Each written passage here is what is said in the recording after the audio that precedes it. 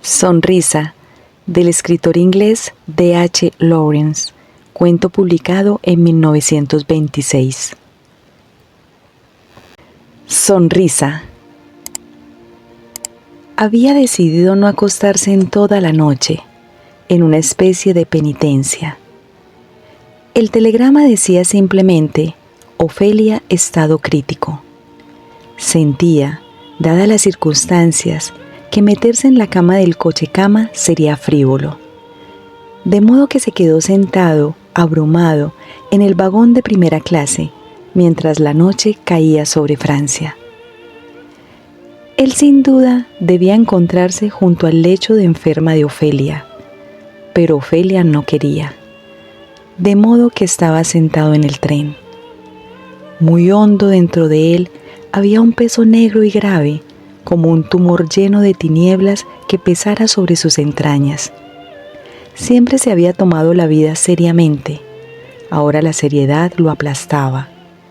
Su hermoso rostro moreno y bien afeitado podía haber sido el de Cristo en la cruz, con las espesas cejas negras enarcadas en aturdida agonía. La noche en el tren era como un infierno, nada parecía real. Dos inglesas avejentadas sentadas frente a él habían muerto hacía rato, quizá antes que él, porque, naturalmente, él estaba muerto. El amanecer lento y gris asomó en las montañas de la frontera y lo contempló sin verlo, pero su mente repetía. Y cuando llegó el alba opaca y triste, y fría de lluvia temprana, se cerraron sus ojos tranquilos, veía un alba que no es la nuestra. Y en su rostro de monje, inmutable y atormentado, no había rastro del desprecio que sentía, incluso autodesprecio, por aquel paso de lo sublime a lo ridículo, según el juicio de su mente crítica. Estaba en Italia, contempló el paisaje con leve aversión. Incapaz de sentir más intensamente, sentía tan solo un gustillo de aversión al ver los olivos y el mar, una especie de estafa poética. Había vuelto a caer la noche cuando llegó a la casa de las hermanas azules que Ofelia había elegido para retirarse. Lo condujeron hasta el despacho de la Madre Superiora, en el palacio. La monja se puso en pie y le dirigió una silenciosa inclinación de cabeza, mirándolo de frente. Luego dijo en francés: «Me apena decírselo, ha muerto esta tarde». Él se quedó quieto, pero sin ningún sentimiento demasiado intenso, mirando al vacío desde su hermoso rostro de monje de rasgos marcados. La Madre Superiora le puso suavemente su blanca y hermosa mano en el brazo y le miró el rostro, apoyándose en él. «Valor», dijo dulcemente, «valor, ¿no?». Él dio un paso atrás. Siempre le había asustado que una mujer se apoyara en él de aquel modo.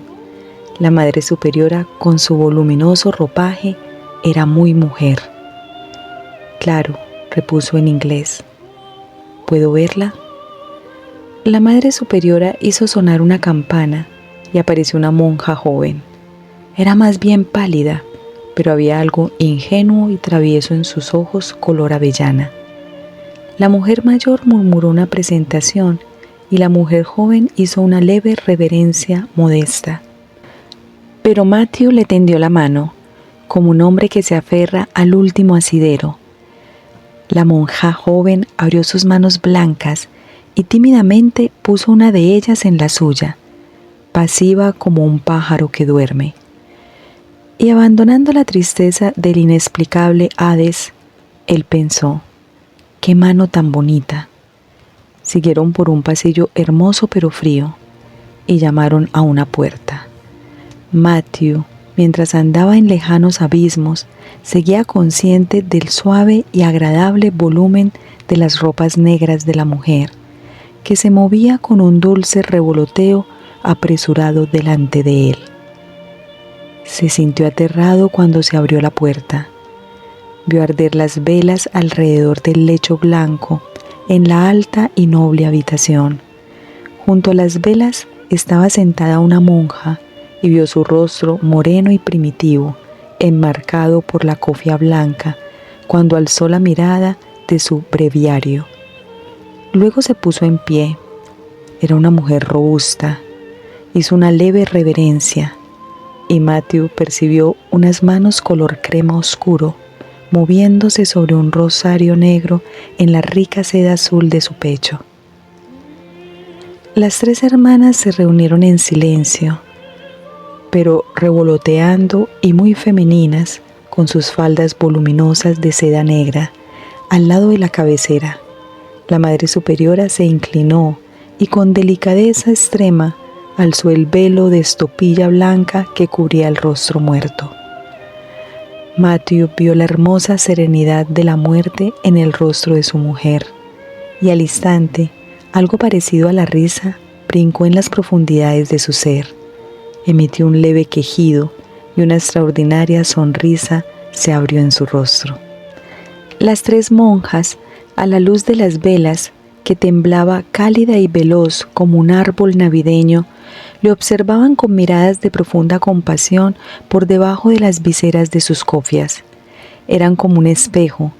En 6 ojos apareció un ligero temor sobresaltado, y luego los 6 pasaron, desconcertados, al asombro. Y en las caras de las 3 monjas, irremediablemente encaradas con él a la luz de las velas, empezó a asomar una extraña sonrisa involuntaria. En las 3 caras la misma sonrisa crecía de modos muy distintos, como 3 flores primorosas que se abren. En el caso de la monja joven era casi congoja, con un toque de travieso éxtasis, pero el moreno rostro ligur de la monja que velaba, una mujer madura y cejijunta, se rizó en una sonrisa pagana, lenta, infinitamente sutil en su humor arcaico. Era la sonrisa etrusca, leve y descarada e incontestable. La Madre Superiora, cuyo rostro de rasgos marcados tenía algo que lo asemejaba al de Matthew, intentó con todas sus fuerzas no sonreír, pero mantuvo su mentón voluntarioso y malévolo alzado, y fue bajando el rostro a medida que aquella sonrisa crecía y crecía y crecía en él. La pálida hermana joven se tapó el rostro de repente con la manga, mientras su cuerpo se convulsionaba. La Madre Superiora pasó el brazo por los hombros de la muchacha y murmuró con emoción italiana: «Pobrecilla, llora, llora, pequeña». Pero la risa ahogada seguía allí, debajo de la emoción. La robusta monja morena se mantuvo impávida, empuñando las cuentas negras, pero con la silenciosa sonrisa inmutable. Matthew se volvió de repente hacia la cama para ver si su difunta mujer le había mirado. Fue un movimiento de miedo.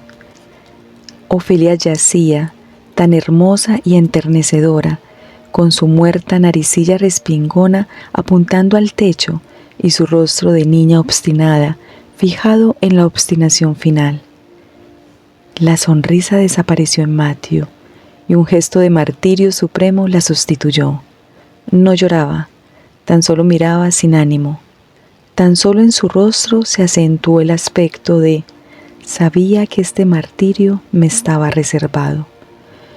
Ofelia estaba tan hermosa, tan pueril, tan lista, tan obstinada, tan cansada y tan muerta. Se sintió completamente vacío. Habían estado casados 10 años. Él no había sido perfecto, no, de ninguna manera, pero Ofelia había querido siempre hacer su voluntad. Ella le había amado y se había obcecado, y le había dejado y se había puesto melancólica o despectiva o colérica 12 de veces, y 12 de veces había vuelto junto a él.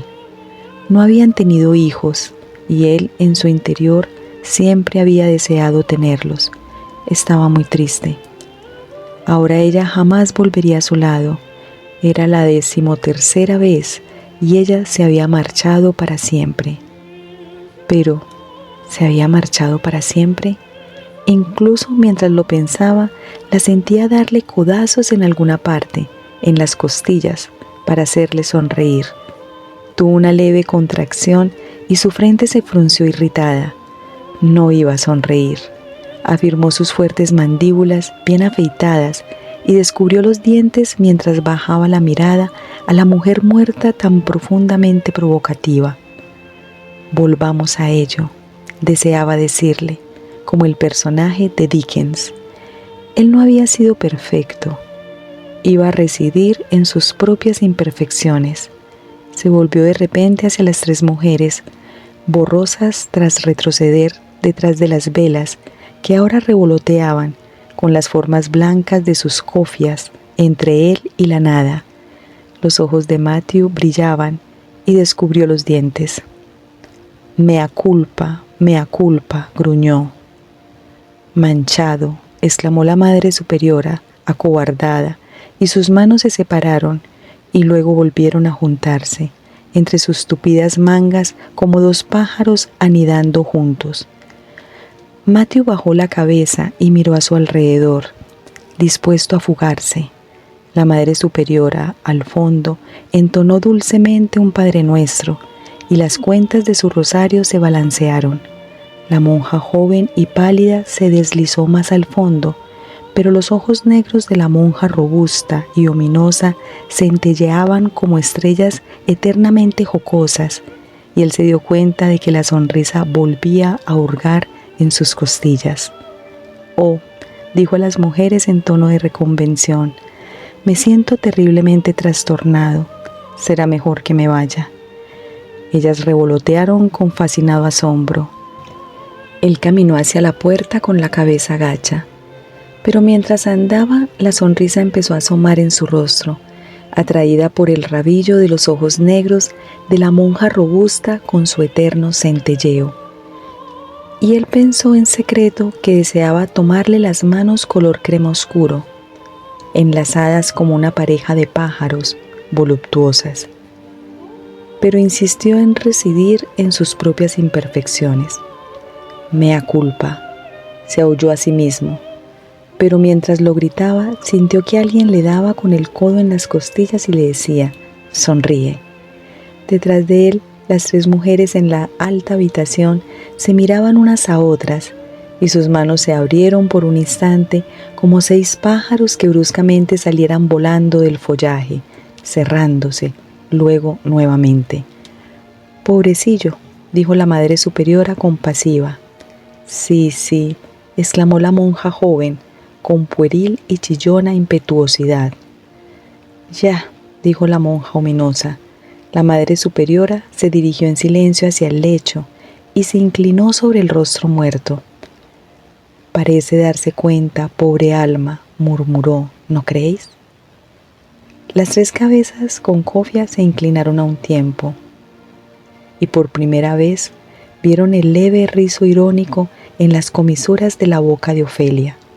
La contemplaron con temeroso asombro. «Le ha visto», susurró la monja joven estremecida. La Madre Superiora dejó caer delicadamente el fino velo sobre el rostro frío. Luego murmuró una plegaria por su alma, pasando las cuentas de su rosario. Después la Madre Superiora embutió 2 de las velas en sus candelabros, agarró la gruesa vela con mano firme y suave y la afianzó. La robusta monja morena volvió a sentarse con su pequeño devocionario. Las otras 2, susurrantes, cruzaron la puerta y salieron al gran pasillo blanco.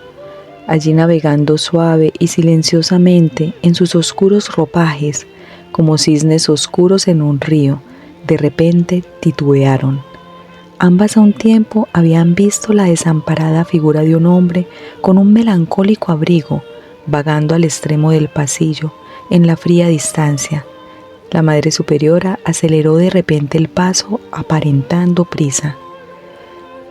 Matthew vio llegar a él a esas figuras voluminosas de manos perdidas. La monja joven iba un poco rezagada. «Lo siento, mi madre», dijo Matthew como en la calle. «Me he dejado el sombrero en alguna parte». Hizo un gesto desesperado con el brazo. y nunca ha habido hombre menos sonriente. Fin. David Herbert Richards Lawrence, conocido como D.H. Lawrence, nació el 11 de septiembre de 1885 en Inglaterra. Hijo de un minero que casi no sabía leer y de una maestra, la disparidad en el rango social de sus padres fue un motivo recurrente en sus obras. En 1908 finalizó sus estudios universitarios y publicó sus primeros poemas en una revista local. Su primera novela, El pavo real blanco, apareció en 1911. En 1912 publicó El merodeador, que causó un gran escándalo por la minuciosa descripción de escenas de sexo, aspecto que caracterizaría sus obras y que le supondría numerosos problemas con la censura y la moral de la época. En 1912, Lawrence inició una relación sentimental con una aristócrata alemana que estaba casada con su profesor.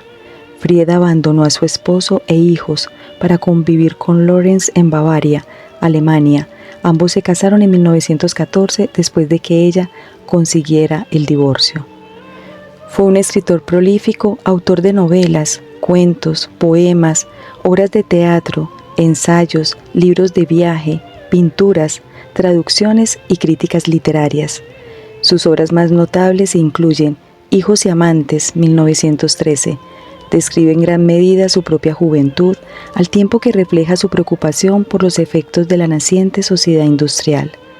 El arco iris, 1915, prohibido por la censura de su país, con la que tuvo serias dificultades durante la Primera Guerra Mundial, lo cual le obligó a marcharse y a viajar de una parte a otra al término de esta. En Italia escribió La vara de Aarón, 1922, y empezó la redacción de un volumen de crítica literaria, Estudios sobre literatura clásica americana, que publicó en 1923. Antes de partir hacia Australia, encontró editor para una serie de relatos agrupados bajo el título Mujeres enamoradas, que había empezado a escribir en 1921. En este mismo país escribió Canguro y más tarde se trasladó a México, que le inspiró La serpiente emplumada, 1926, y por último regresó a Florencia para escribir El amante de Lady Chatterley, 1928, su obra más celebrada y de mayor rigor literario, que influyó, entre otros, en Henry Miller. En cuanto a su estilo literario, Lawrence es conocido por su audacia y provocación, así como por su exploración profunda de las emociones humanas y las complejidades de las relaciones. Su literatura expone una extensa reflexión acerca de los efectos deshumanizadores de la modernidad y la industrialización, y aborda cuestiones relacionadas con la salud emocional, la vitalidad, la espontaneidad, la sexualidad humana y el instinto, aunque en el momento de su muerte, su imagen ante la opinión pública era la de un pornógrafo que había desperdiciado su considerable talento. Forster, en un obituario, defendió su reputación al describirlo como el novelista imaginativo más grande de nuestra generación. D.H. Lawrence falleció el 2 de marzo de 1930 en Francia. Gracias por escuchar. Narradores: Marilena Gil y Fernando Gutiérrez.